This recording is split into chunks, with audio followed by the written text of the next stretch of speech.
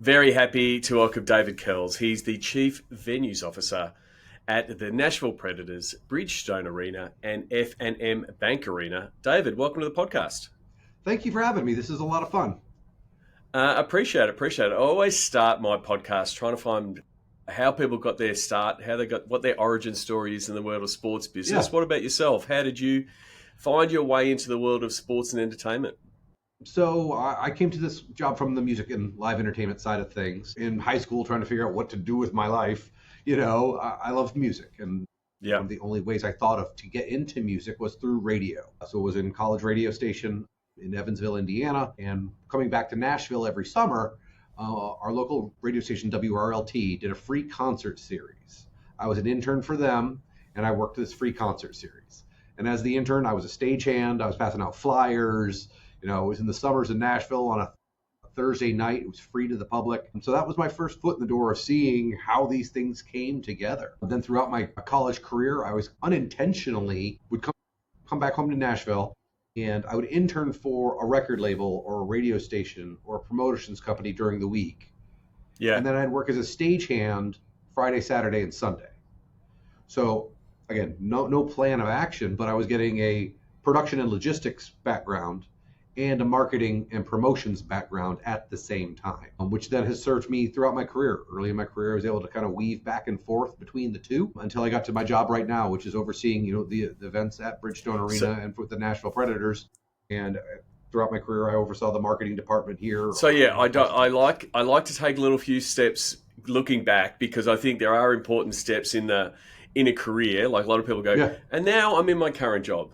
But you did mention that you were sort of in marketing and production, and so that production side is that piece that brought you in, sort of learning the logistics of bringing in shows, promoting shows, and sort of learning that whole gamut of an event, because it's not just people show up. There's a whole bunch of work that's done. Oh yeah. To plan, get the talent, do the marketing. So before you started at Bridgestone, that was some of the stuff that you were doing, both in interning and then actual roles? Correct. So after college, again, moved back to Nashville, lived with my parents for a period of time, but got jobs doing kind of a little bit of everything. Actually, my first job out of college was at Bridgestone Arena. It was Nashville Arena at the time. It was before the hockey team had started. I was the AV tech. So I would set up small PAs and run phone lines for people and that kind of stuff. If we're going step by step, then I went to what was Pace Concerts, became SFX Concerts for the local amphitheater. I was in a marketing role there. Did that for a little over a year. We promoted shows throughout the market, and we did a festival in town.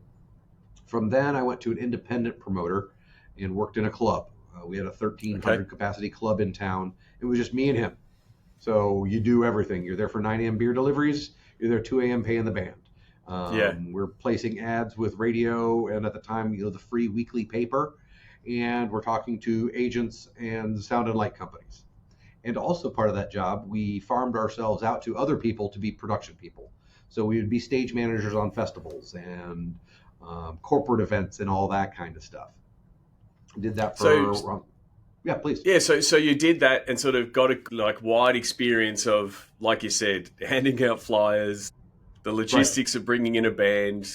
You must have a lot of great stories for that time, and obviously over your career of bands and those kind of things. But then your first role at Bridgestone Arena, which it wasn't Bridgestone Arena back then. What was your first role when you came into Bridgestone Arena?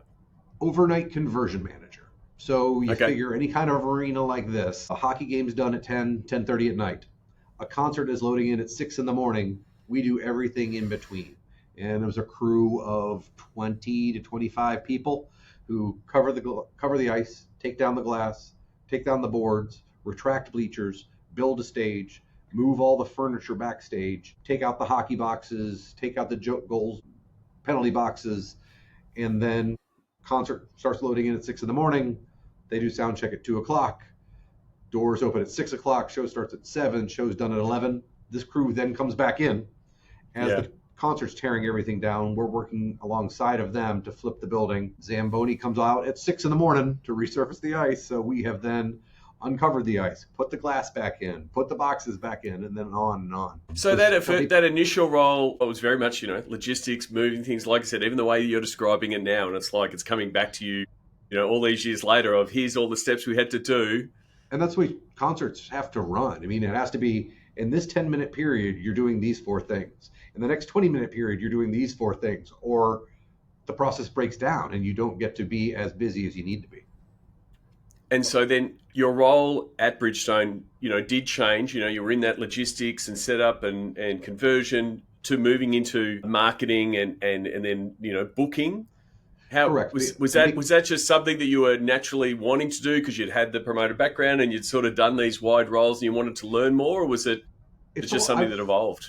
Yeah, I just take the opportunities that are in front of me. I've never been one of those people with a 5-year plan or, my gosh, if my career doesn't happen in this certain way, I don't know how I'm going to function. It's very much work hard, show up, and take the opportunities when they're given to you. So yeah, from that, I moved to another logistics role in the arena. And then when the marketing role became open, I raised my hand. Hey, I haven't been a primary marketing contact for a couple of years because I've been here, but I did it at the amphitheater. I did it for a major concert promoter in the country. And so you just kind of, pick up that file folder in your brain and start using that again. And you did that for, 3 or 4 years. First I was primary marketing for just the arena events. Then I oversaw the team that did marketing for the whole hockey season and the arena events. And then when the booking role became open, Sean Henry, who's our CEO, came to me and said, hey, I think you'd be great at this. I told him the last show I booked was at the Exit Inn, which is a 500 capacity room, and it was a cover band. He goes, you got this. And, we all worked together and figured it out and have a great time.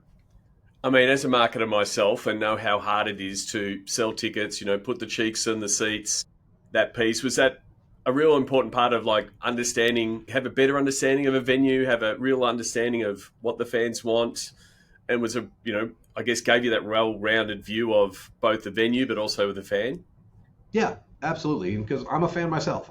My wife and I went to 3 concerts last week. We buy the tickets and come in the front door and buy the cheeseburgers. So you get the experience of how people are doing stuff. But yeah, I think having a wide perspective really suits the role right now because it is a wide role. It's overseeing people who do a lot of great things and giving them the support and guidance that they need. The way marketing is now compared to what I was doing I was buying column inches and all of that stuff. No idea how folks do it today, but I understand the trials and tribulations. I understand the pressure that promoters and other people expectations, and I can talk through methods and practices, even though I may not know the nuts and bolts like I used to. You did preempt one of my questions, because I had a question to say, was there a grand plan to be on the venue side? You've already sort of mentioned that it's been an opportunity and you're just a person that puts a hand up, but what pulled you back to the venue side in the current role you have now as Chief Venues Officer? Again, it was the opportunity that came as our organization evolved. We were very much at a period of time, we were an arena operation and we were a hockey team. As we came together, different opportunities arose, and then adding F&M Bank Arena in Clarksville 2 years ago now. Our organization has evolved. I've been here as part of it. I think part of something I bring to the role is having grown up in Nashville. There's an institutional knowledge. I know a lot of people because I've been here forever. Yesterday we were doing a site tour of a stadium, and I saw a guy there that I'd been working with since I was 25 years old. And it's just fun knowing people that long. It's funny, you blink and all of a sudden you've got a career and a group of friends that you like working with. One of the terms I don't like is networking. Networking sounds transactional. It sounds like you're being nice to somebody because they'll get or give you something. I really think over time you collect your team, or you find who you work well with and who you can be productive with, and it's just fun hanging out with those folks. And then you do good business. Yeah, you find your tribe, so to speak, more than anything else. Yeah.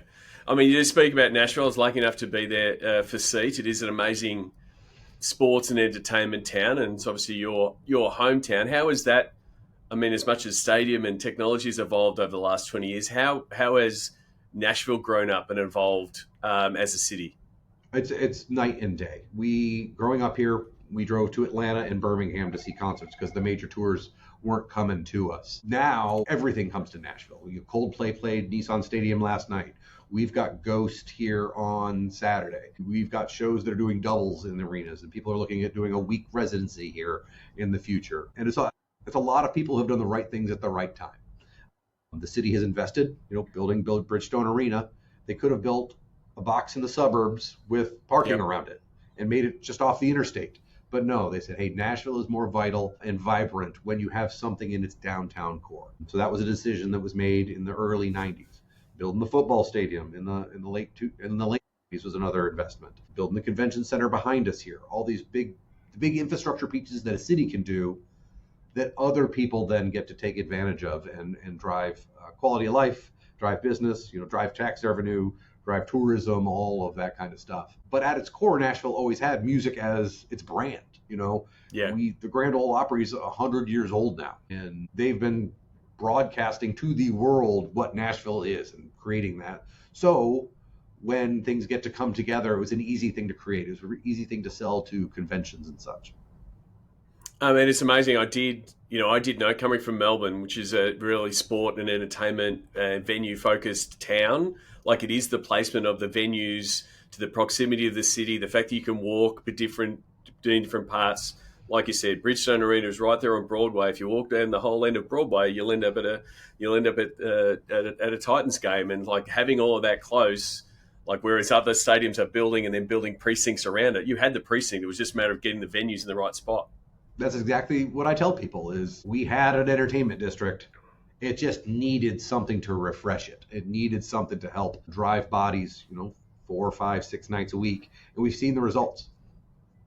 And so, Nashville is known as the music city. And obviously you come from a music background, and now you've got a venue right next to an entertainment precinct. How much do you try to make sure that Bridgestone Arena is very much part of the city and their entertainment both starts probably somewhere on Broadway, then they come into your venue, and then potentially it extends in Broadway? How do you try to make that fan journey, I guess, seamless?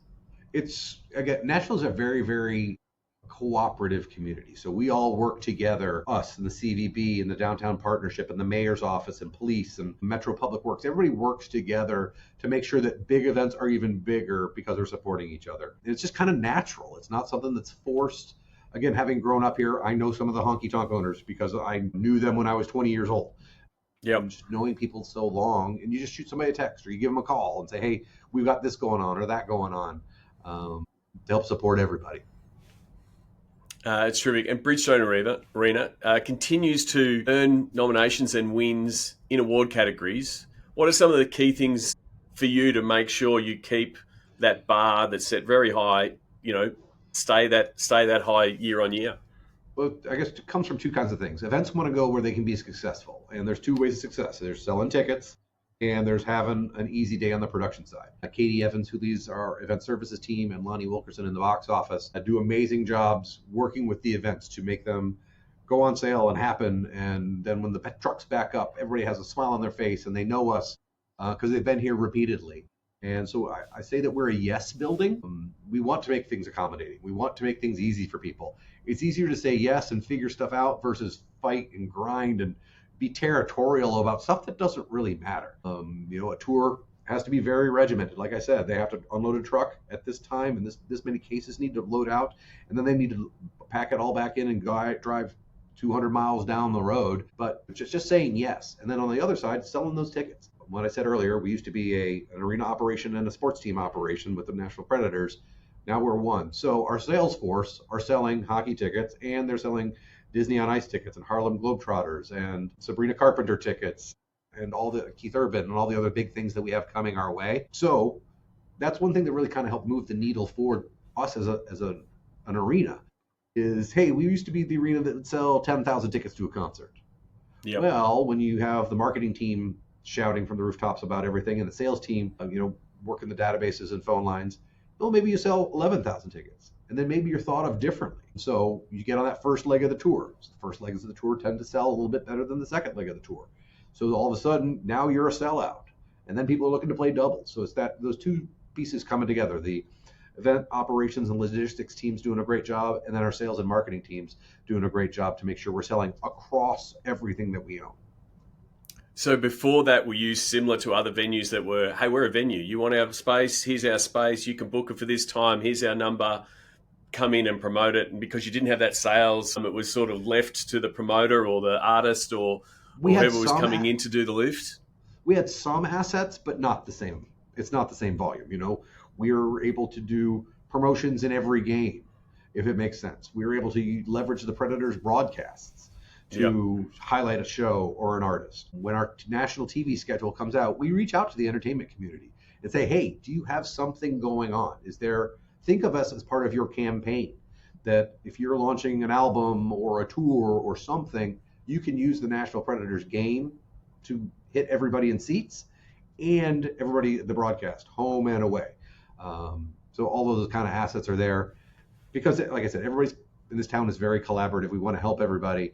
And if you keep using Keith Urban as an example, because he has an upcoming show, he launched an album with us, and it was a nationally broadcast game. So he was on NBC and all of those kinds of things. Always love the shout outs to Aussie artists like Keith Urban, but I think he's probably more a Nashville artist these days. But true. He's still Australian. One of the big discussion points at Seat, and shout out to Charles Curran, who did a great job chatting with you on the main stage, was the growing requirement, both from a utility and a fan experience point of view, of technology. Yeah. Is that something that, there's always people in venues that are, overly geeky, or other people looking at it from a function? Where do you see technology in the stadium sphere?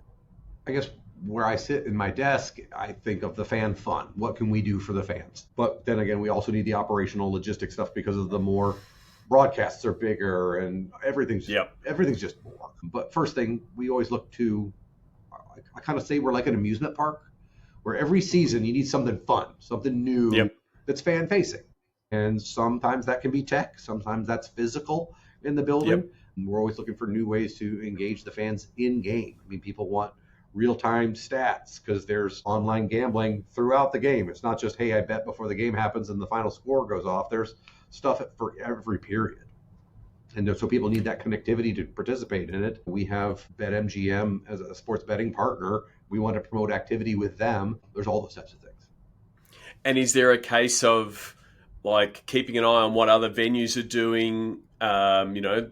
What's happening down the road with the Titans building a new stadium, and go, what are the little things that I can add? What's the tiny little, roller coaster that I can add for the fans that works for my venue? Yeah, and another thing with this industry I've found is people are pretty open book about what they're doing. If I'm doing something cool, I can tell somebody in Atlanta, because I'm not in competition for ticket sales with Atlanta. If you're going to an Atlanta Hawks game, you're going to an Atlanta Hawks game. Chances are you're not driving to Nashville for 41 games. So if they're doing something cool, we talk. There's a group of other arena operators that we talk once a month about what's going on, what's fun, what are you hearing, so we can all share. And you also want to brag. We've all got great people that work with us who are doing amazing things. You want to say how awesome they are. You want to say what new thing they've put in, what new bell and whistle that they've been spending a lot of time in, and how it pays off for the fans. Absolutely. Everyone's got that nut to crack, and you're like, when you do crack it and you go, oh, we've figured it out, you want to tell someone, and you should. And I was talking to this with another guest, tell everyone on LinkedIn, this was the success I had, because there will be someone that's got that same problem, and that's why, when you can get to talk to your tribe, like you sort of talking before, you've already solved that. Oh, we've got something like that. We can tweak it. It's always good. One of the other points I wanted to dive in on from your conversation with Seat was about talking about keeping venues alive with continual reinvestment rather than demolishing them, which is very much the story for Bridgestone Arena. What's the philosophy behind that around your renovation decisions for Bridgestone? Well, I mean, budgets are always going up. You always need to drive revenue. And a way to drive revenue is by investing in the building and being good citizens and stewards of the building. So when people tell us all the time, we'll be 30 years old in a couple of years here. And people say, oh my gosh, it doesn't feel like a 30-year-old building. Well, because we paint and keep it clean and all those basic things. But also from time to time, you have to reinvest in these things. Some of it's big stuff. Every 8 years or so, you're getting a new scoreboard because that technology has changed so drastically. And people are expecting better quality and clarity and all that stuff. And there's big stuff like seats. Seats only last so long, up and down and up and down. So those kind of physical things that you need to invest in, but also it can be small. We put in, I call it a Jersey roller coaster. It's really like a laundromat kind of track with people's jerseys on it. So you can see, hey, I ordered my jersey. Then you see it going by and you can come pick it up. That's just something fun. Like I said, the amusement park part of it, making sure you're investing in new technology getting into the building. We used in 1996 when the building opened, there were tearing tickets and there were turnstiles. That's what we had. Now we have, evolve walkthroughs because safety expectations are different. But also people don't want to divest their bag of everything. So these machines allow you to walk through with your pockets full, and they'll detect if there's anything of substance or a question. So making that frictionless entry for fans. But yeah, just continuing investing, because venues are really just a place where we all come together to have a great time seeing something, whether it's Paul McCartney or a playoff overtime winning goal by Roman Yossi. And when you tear down the building, those kind of memories go away. Yes, I saw the game, but I'm not in that space. One of the things that's awesome about the Ryman Auditorium across the street is it's over 100 years old. Johnny Cash played that stage.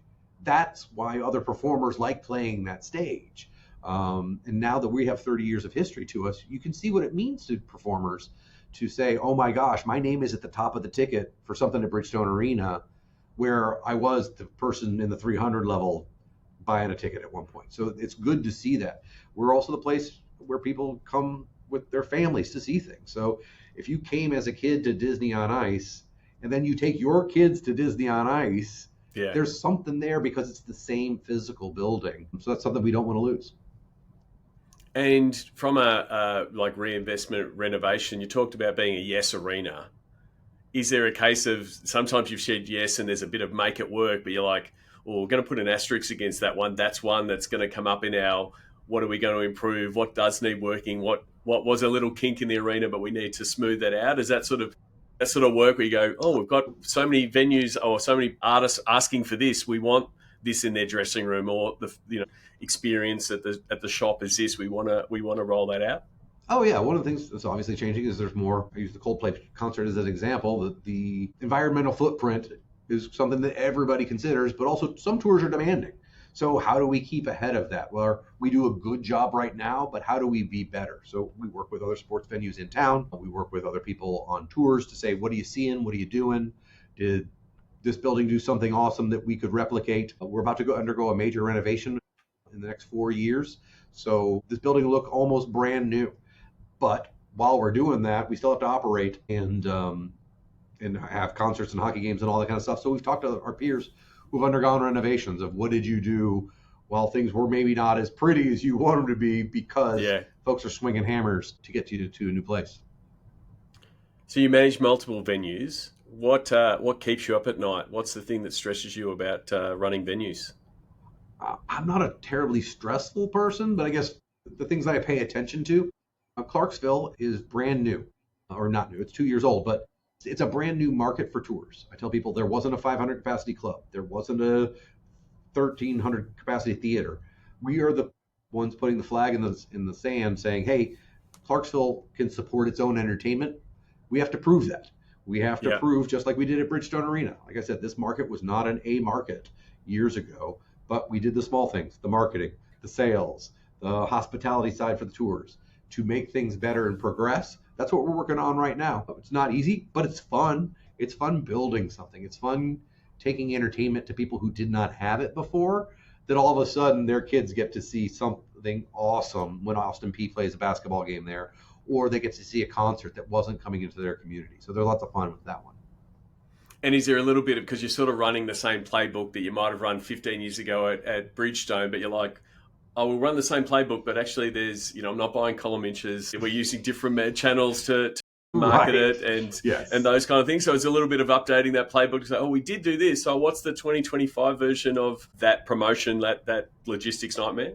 Yeah, and that's one thing we say here all the time is, hey, we used to do something great. Why did that fall off the plate? And we're like, oh, yeah, we forgot that we were doing that. So how do we refresh everybody, but still bring in new ideas? And so how do you do that, as a leader? You've got a lot of different people across a lot of different roles under your role as Chief Venues Officer. How do you encourage those new ideas and, I guess, your leadership philosophy to make a smooth running facility? I guess it's sharing and listening. I try not to talk too much, to let people have a voice and say what needs to be said, and they let their ideas echo in the room and other people feed in, but also knowing when there's a time to say, hey, let's not go down that route. Let's stay here for now. We can look at yours for Tuesday or 3 weeks from now. So that's always a balance. For the most part, I think of myself as, hey, we know you're a great person. Let me know what support you need. Let me know what information you need. If I'm not providing that, then that's on me. That's not on you. Yeah, and then I think the other thing, and I've been wondering if it is because you've got so many different events, multiple hockey games and different concerts. Are you able to run little small experiments of testing different things without that big rollout to see if certain ideas might work? Yeah, we tell people, all of our existing partners, Ticketmaster being one of the largest technical partners, but our broadcast partners, anybody, if you're trying something new, let us know. We will be your guinea pig. We will be your beta. Yep. And if it's awesome, we'll help you roll it out to the nation. If it didn't work, hey, my gosh, we tried something cool. We got some fan feedback. That's another thing we ask all the time. We want our fans to give us feedback. We want people to make this place better for them. Season ticket holders are here a lot. There's 41 home games plus playoffs and preseason. This is your house as much as it is where I come to work. How do we make it better for you? And they may travel and see different things. So we ask for that fan feedback too.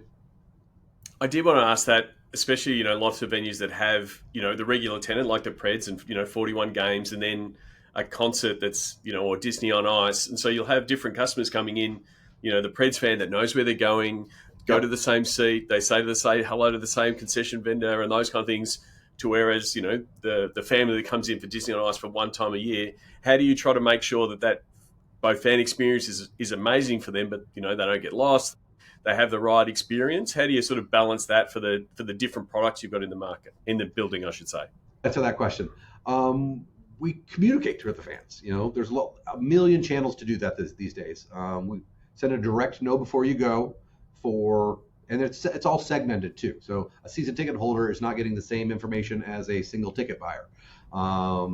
Somebody who has a premium ticket package for a concert is not getting the same information as somebody who bought a general ticket. So segmented communication. So we send out a know before you go email several weeks in advance to let people know. It's a marketing tool. Hey, here are the other shows that we have. Here are maybe some upgrades or other things you can purchase. And then a couple days before the show, letting people know, hey, this bridge is going to be closed, or door times have changed, or maybe there's a different bag policy or security policy. So those kind of granular things. And then on social, how do we make things funny and engaging, yet informational? You want people to come because of the funny videos and Nash is our mascot and doing something cool, but you also need to hit them with, like I said, this bridge is closed for the next 3 weeks. Please make sure you give yourself a little extra time coming downtown. And that, again, is that part of having, sales and comms connected to the stadium, sort of closing that loop so you don't have that disconnect. Absolutely. Is really, really important. Our marketing team is right outside my door, and it's everybody.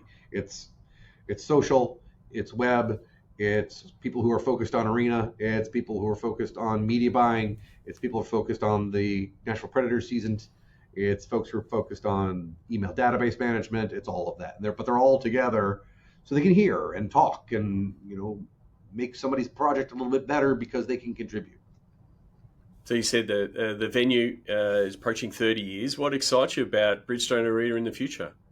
I really do think that big renovation that we talked about, it's going to be what we tell people is, when we opened in December of 1996, downtown Nashville was not what it is today. It was not necessarily nice. There were adult bookstores. You talk to the older honky tonk owners and they talk about sweeping up needles every morning. So it wasn't a place to bring family. So we were built like a concrete bunker. If you look outside of us, it's a lot of concrete. It's a lot of get into Bridgestone Arena and have a great time, but let's not reflect on what's outside of these four walls. Well, downtown Nashville has changed. There's an energy that we want to be a part of. There's an energy that we want to feed more into. And that's really kind of the core of our renovation, is how do we meet what Nashville is today versus what it was 30 years ago when we opened.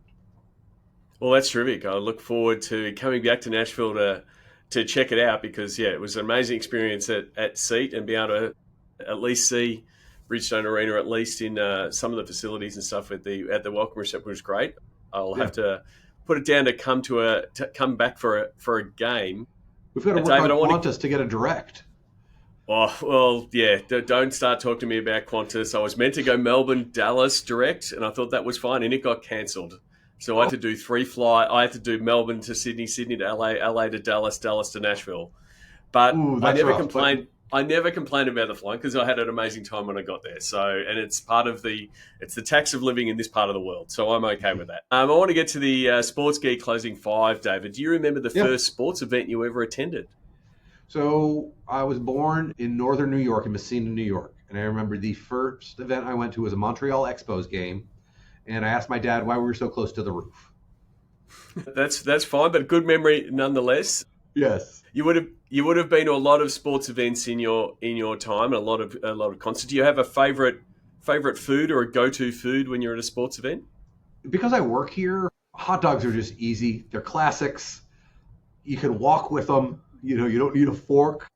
Yeah. I have learned don't put mustard on if you're wearing a suit. That's my one takeaway, because it feels like half the time you're going to end up something on you that's bright yellow. So Yeah, exactly. What's the first app you open in the morning? New York Times puzzles. Got to get the Wordle in. Got to get the Wordle in. What's the streak at? What's the number of the streak? Oh, I don't even know. I don't even get it every day, but I get it most. So. Is there someone that you follow? Might be someone you follow online, an author or a colleague that you see is doing amazing things that the podcast listeners should give a follow, and why? Deanna Witter in the office has a great podcast. It's called Women Blazers. She focuses on women in sports and entertainment. So give that one a listen. She's awesome. Absolutely. And lastly, I always ask this from a personal point of view, and then you can potentially put your venue hat on. What social media platform is your MVP? I don't do much social, man. I was on it for a period of time, and I realized I'm just staring at my phone, and there's human beings around that I can talk to. So I deleted a bunch of apps. I'll check stuff for work, but yeah, I try not to do much. That's completely fine, and it's a valid choice. Is there a platform that is the one that is the driver for venues and for engagement for the venue? It goes back to that segmentation. You really need to know what audience you're talking to and what voice you're using. So our team does different things for different people. X is ubiquitous and all over the place, but sometimes Facebook makes sense to post things, and Instagram you're doing different things. So as a venue or a sports team, you can't have one lane. You kind of have to be a little bit for everything for everybody, and that's why everybody's teams have grown. I mean, think of all the content creators that we have. We have a whole video department, graphics department, and part of that graphics department is motion graphics for either in-game or on social. It's an army of people who are doing this because there's so many ways that we want to engage our fans, and our fans want to be part of the fun. Like I said, whether it's coming for Ghost this weekend or coming for Forrest Frank a couple months ago, or the next Nashville Predators game. They want to come here and they want to have fun. They want to feel part of it. And part of your role as a venue is to say yes to the fans so they can actually share that they're there, that they're at a Keith Urban concert. Like, you would have gone through all those trials and tribulations of making sure people could connect with their phones and they can connect with Wi-Fi and get that data out. And we've seen that output grow year on year. Yeah, I remember this was early 2000s. I was working a festival in New Orleans, and we were working, and we couldn't get cell service because there were so many fans using cell service. This is before we were trying to watch, the whole Godfather series on our phones, so that was the first moment I was like, oh my gosh, we don't have signal because there's such a density. And then they started bringing cell towers to festivals, all those kind of things. So there's just more broadband and more need for everybody. Well, thank you very much, David. I really want to say thank you, first of all, hosting us in Nashville. It was terrific to be in your hometown for SEAP, but also coming on the podcast. I really appreciate it. Thank you for having me. Thanks for letting me chit-chat. Thanks for letting me talk how great everybody here is at Bridgestone Arena. And the last thing I do is I always ask listeners to say thank you, and if they want to reach out, please say thank you. What is the best way for people to reach out and say hello to you, potentially if they're managing a venue or going through renovations, they've got a question? I guess email, DKELLS@NashvillePredators.com. Thank you very much, David. I really do appreciate it. Thank you.